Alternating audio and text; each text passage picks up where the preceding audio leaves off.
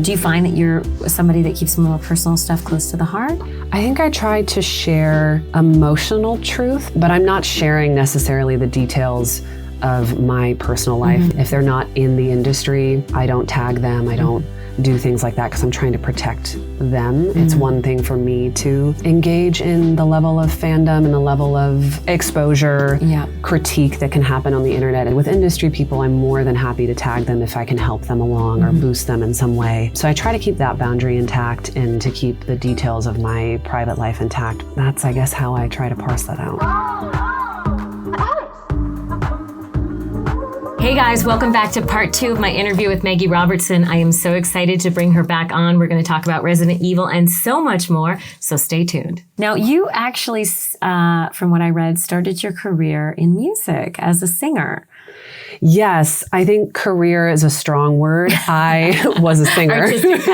Artistically passionate about singing and about music. And I remember making the conscious choice to pursue acting over music because I felt like I had a better chance of being successful in acting, I felt like musically, yes, I have a great voice and I'm a great musician, but there are other people who can do what I do. And whereas I felt like in acting, I could do something that other people can't do. Why did you feel that way?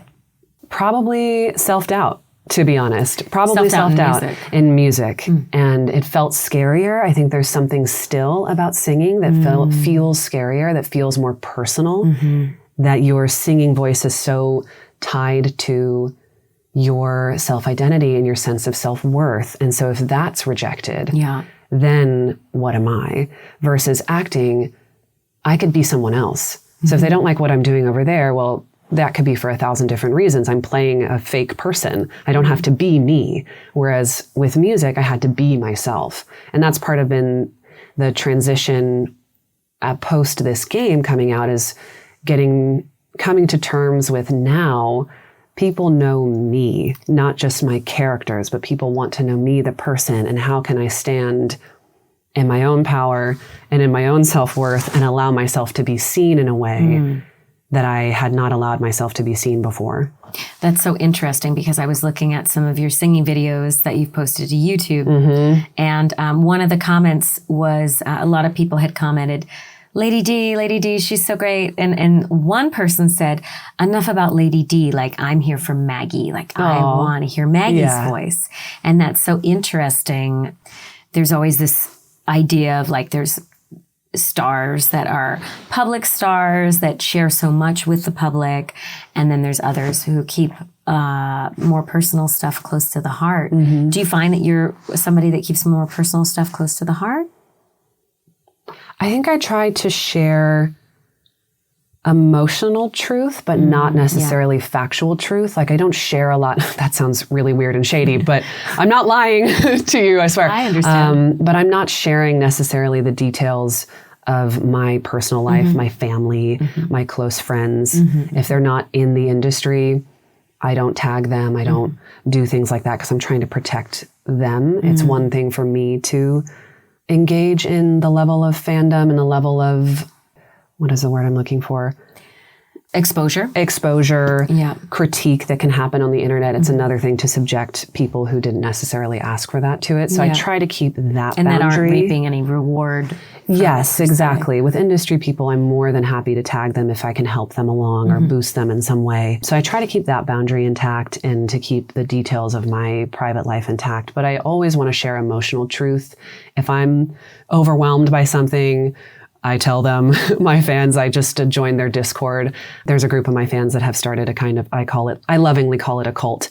But they started a cult and they have a Discord, the Blood Bags, and I joined it the other day and very quickly for Maggie Robertson? It's the Blood Bags. I think now maybe they've put my name in there somewhere, but you know, they do their own thing and I joined them to say hi. And then very quickly I was like, wow, this is a lot. Bye. Which they totally understand. So I'm always trying to share my emotional truth of what is scary and what is not scary or what fills me with joy and what makes me a grumpy little gremlin.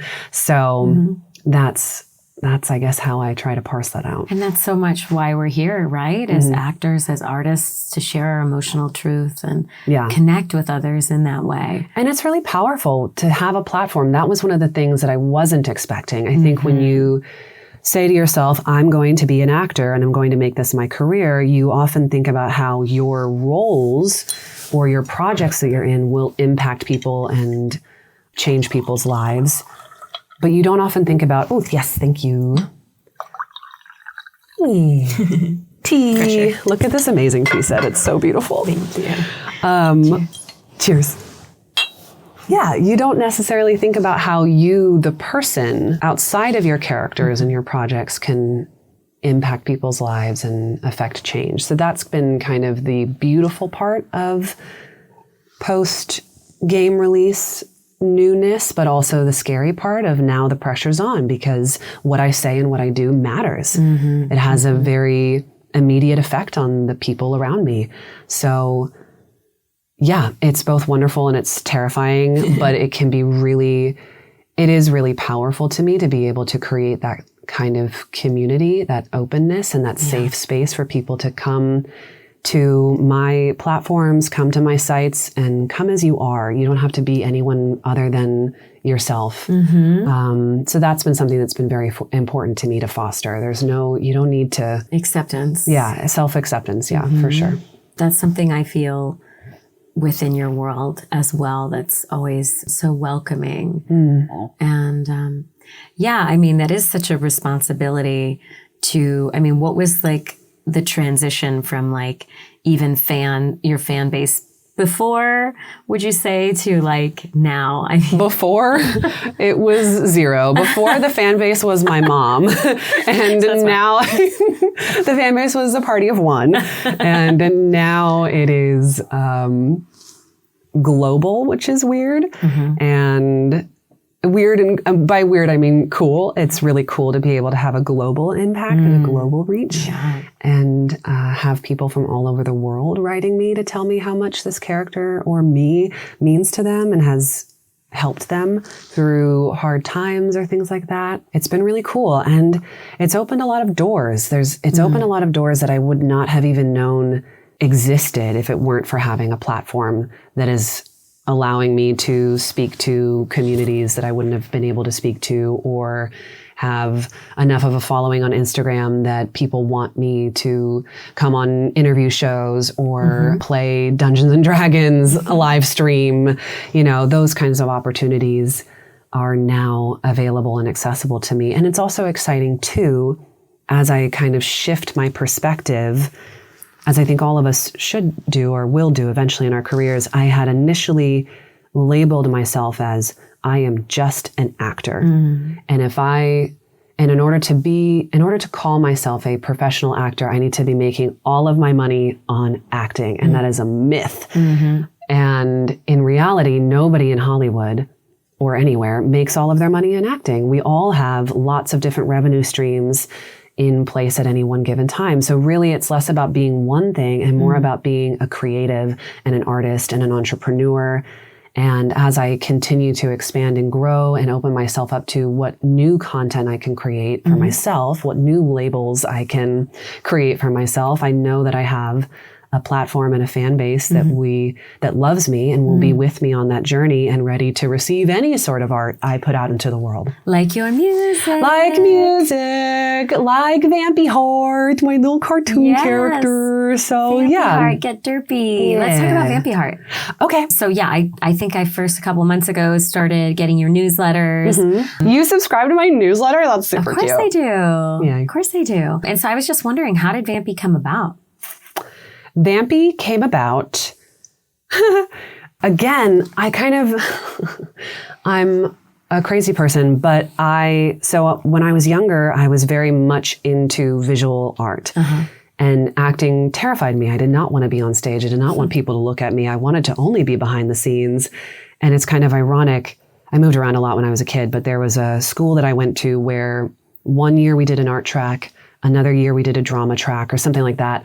And then the following year, we would have had to decide one or the other, which path we wanted to go down. And I had decided that I was going to do art.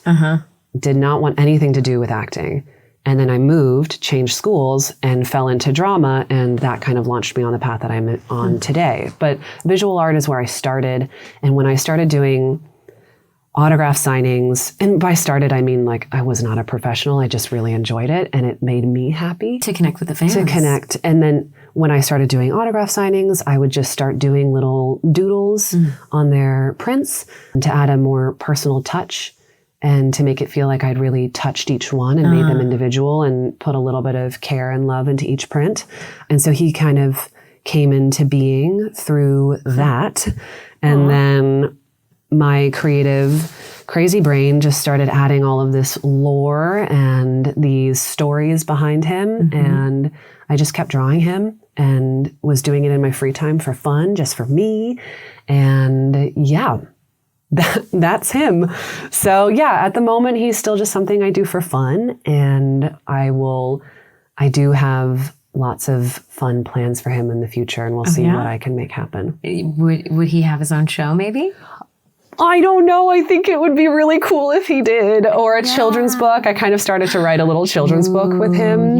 It was like 3 a.m. and I woke up and I was like, it must be this. And then I furiously was writing it down. That's how my brain works. I'm peak creative at midnight. So yes. So that's kind of where I see him. And he's just silly and derpy and fun, and is also about this whole idea of come as you are, be who you are, be goofy, be weird. That's what makes you cool and interesting and funny. So derpy, how would you define derpy? Oh gosh, I don't know if I know. Did you coin that term? No, absolutely not. Okay. No, I wish, but no. To me, derpy, I don't know what the technical definition would be, but to me, derpy is just like silly and goofy and stay derpy. Doobity doo. Yeah, that's my definition. Doobity doo. Does he have a voice? Is that his voice? I don't know. I haven't settled on a voice yet for him. Who am I to define his her, they, well, them, he's gender? He's he, they, for sure. And it's kind of funny when I didn't expect this. Maybe you know this because you're a writer as well. But when I created him, immediately he felt very familiar. And there were things that I just instinctively knew. So I know that he's pretty gender playful and gender fluid. And he likes to dabble and is neither one nor the other. So that's been kind of interesting when you create something completely from scratch, how much just feels right. You can feel when it's right and when you're still kind of like, okay, that's close, but it's not quite it. How do I find it? But when you feel it in the pocket, you immediately are like, oh, that's it. It's effortless. Yeah. I never experienced that before because I'd never created something new. I'd always worked on creating my interpretation of something other people had created. Yeah. So that's been a fun experience. Wow, so where can our viewers get more derpy? They can do that at adventuresofvampyheart. Adventuresofvampyheart on Instagram, and then Vampy_heart. I should have prepped this beforehand. I think it's Vampyheart on Twitter. Well, you can send it to me. We'll include it in the link. Great. Amazing. We love editing.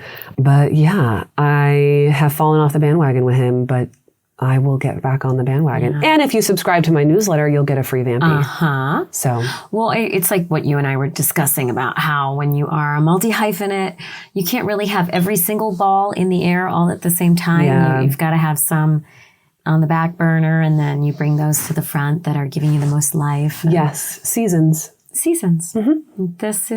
We're soon to be coming on. Well, I'm curious, like, is a music season upon us? Are we going to get more music? I hope a music season is upon us. I'm currently in a season of trying to sort out the behind the scenes of my life to make that stable. Yeah. And then I'll be able to tackle new artistic projects and endeavors on top of that. Yeah, because you're still pretty new to this town. I'm still pretty new to this town, pretty new to this business. Yeah. My business was essentially created overnight when this game came out. Wow. So then it's been a process of me kind of furiously trying to establish infrastructure around an already existing business. You have your publicist. Assembling the team was such a huge part of that. You have your agent now. And outsourcing, learning to outsource and being willing to outsource so that I can be operating fully within my creative zone of genius and not being bogged down by the little things that just exhaust me but don't fill me. Yeah, like what would that be? Admin. I'm not built for admin. I should not be doing any of that. Yeah, that's pretty much the big one, which is ironic because a lot of my jobs out of college were admin jobs, and I found it much easier to do that for other people. Somebody else. For somebody else, I'm like all about organization. And then for myself, I'm like, what's happening? So putting those systems into place. And your business does take it because you have your voice acting, you have your mocap on camera when that comes. Yeah, I'm going to try to get back into that, I think, and continue to explore the other avenues of how I can be creative and be an actor and let my talent shine. And also I miss that kind of, what I love about theater is the team and the collaboration part of it that you're creating within a group. And there's a lot of discussion. And I felt like often when I did theaters with great directors, you know, you have a say in the creative process and you have ownership over what you're creating. Yeah. And I think that's been the biggest learning curve for me with voiceover, is so much of what you do is alone. And you are the director, 100%. You are the casting director, you are the lighting operator, the cameraman, the set design, the sound designer, you are all artist, of it, recording engineer, mixing editor, oh my gosh. So you just are alone, you're working alone constantly. And I am now actively seeking out collaboration. Yeah. How can I get other people involved in my creative process instead of just me? So yeah. That's exactly where I'm at too. It is, you know, after years and years of never leaving the booth and then a global pandemic that, you know, prior to that, we would go in for auditions. Right. We would go to Elaine Craig or Voicecaster or go in for your sessions at the very least. And so now it's like whenever there's an opportunity, you can record from home or go in. I'm like, go in. I don't care if it's just me and an engineer. I do the same thing. I'm like, nope, I need to go in. Sorry. Yeah. It's such a breath of fresh air. That's why often booking the job, your 9 to 5 job is auditioning. Yeah. But then when you book the job, you get to go into a session, that feels like you're on vacation. That's the breath of fresh air. That's just joy and creative fulfillment. So yeah. Yeah. So how do you approach when you get an audition? What's your process like? That's a great question. Do you need some more tea for that? I wish I knew. Yeah, you taught me off. I'm talking too much, so it's still, there's a lot of it in there. I'm apparently chugging the herbal tea. It's yummy. Thank you. What is my process? Well, you know, if I've received any information about the project, I start by looking up the project and seeing, or if I don't know the name of the project itself, but I know the game developer or I know the studio that's creating it, if it's animation, then I can kind of look, or the showrunners, look at their past projects, see what their style is. And then I look at the script. I try very hard not to jump the gun and launch straight into a read and choices. I try very hard to just slow down and read the script fully, including all of the action and stage directions. Is that from your theater training that it trains you to do that? Yeah, we'll say because it makes me feel like a really smart actor. So absolutely, that's all about the training that I received. But yes, and I think one of the other things for me, learning-wise, coming from Shakespeare, language is so important. Every word, every punctuation mark is vital to your storytelling. And so understanding why those choices were made in the writing helps you make your acting choices. And I think that that's certainly an asset for me when it comes to every other component of acting work. But then I think in Hollywood, there can be a little bit more looseness around it, where they want you to play and they want you to, sometimes. Not procedurals. So no, but learning when that's okay, when I can have a little bit of fun and be flexible. And also learning when to be flexible with the character breakdown, because sometimes I read it and I'm like, okay, I could give you that read. But that's also the read that everyone else is going to give you. And let me find my own cool thing. And so I put the breakdown aside and I just look at what's there. And sometimes I do the choice that is the exact opposite, just to shake myself out of a preconceived notion of what it should be. And then from there, other choices will fly or whatever. That's so interesting. And it's funny how in animation, because the reality is so heightened, and cartoons are often the characters are so wild and fun. But that's Shakespearean too. Heightened worlds, heightened circumstances, heightened characters. So yeah. Do you feel that living in London helped you with your accents? Oh, definitely. I mean, we also studied accents. So I got certified to a native standard in British RP while I was at Lambda. And then just being around them, for sure, when you're living anywhere and you're hearing it on a daily basis, it's so helpful just to ingrain that in our heads. I think a lot of times British actors are very good at doing American accents, and the same cannot always be said of Americans doing British accents, which I think is because American media permeates all global medias. So if you're living in a different country, you're still watching American TV shows oftentimes. And so you're hearing accents, you're hearing our accent. Whereas I think in America, we don't necessarily watch shows from other countries and have those different patterns, speech patterns in our head.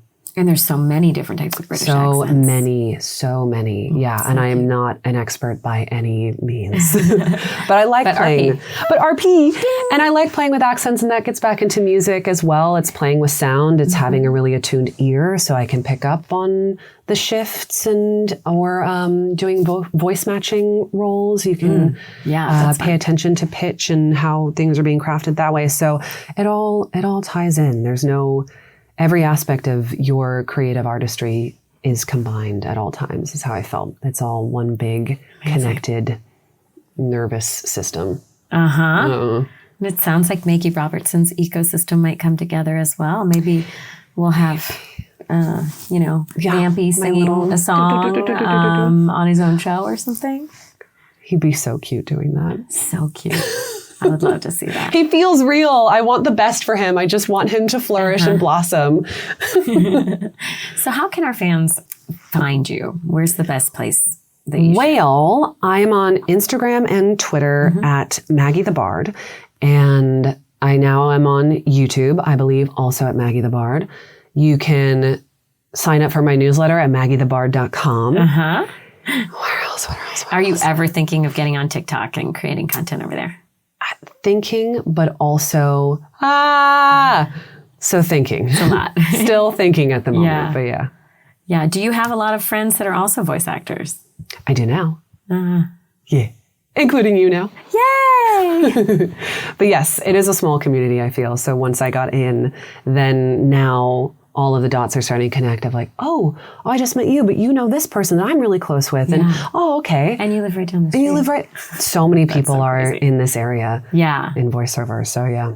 Yeah. So what is next then? What is next for Maggie? Next, we're going to have to wait and see.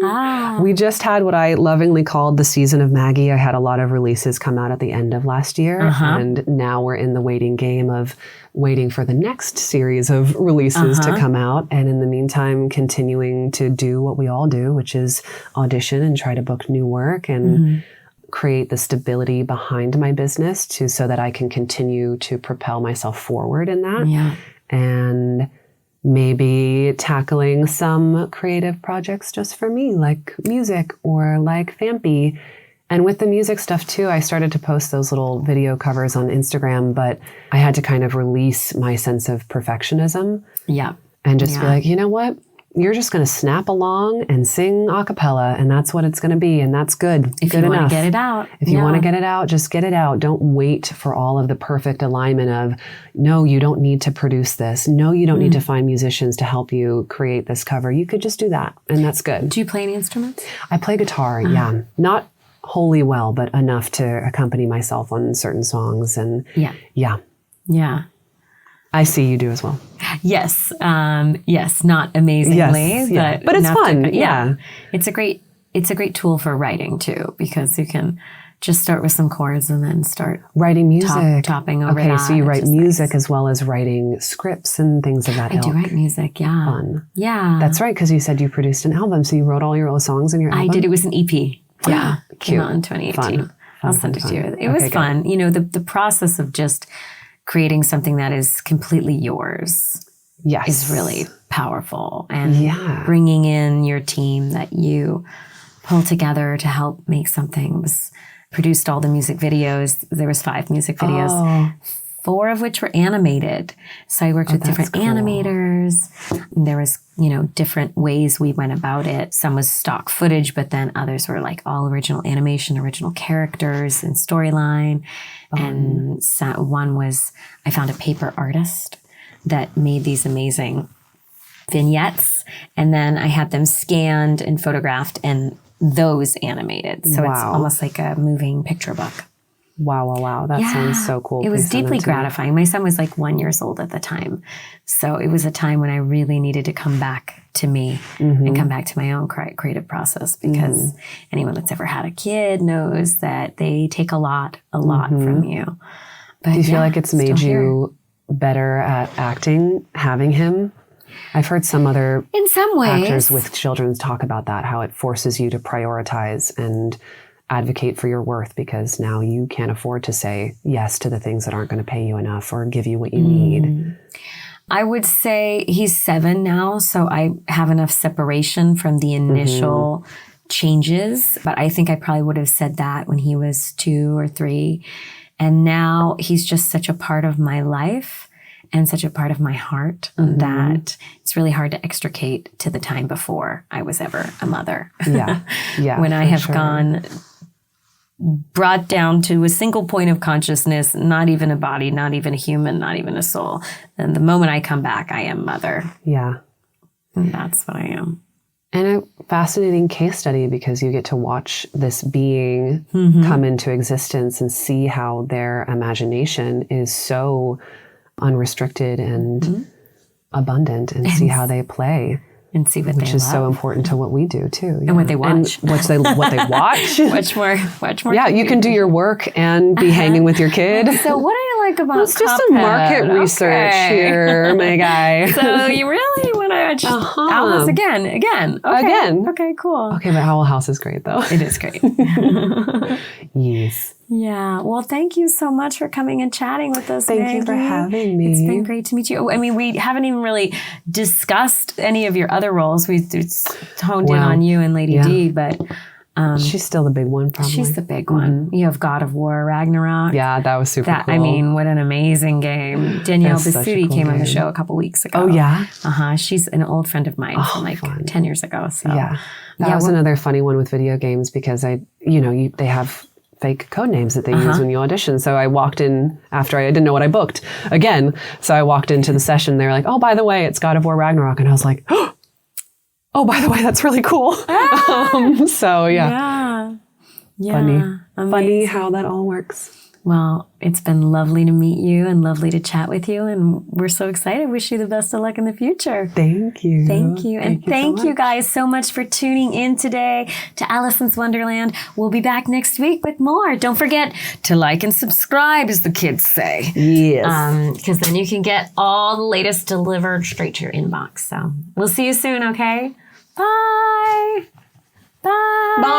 Bye. Bye. Bye. Bye.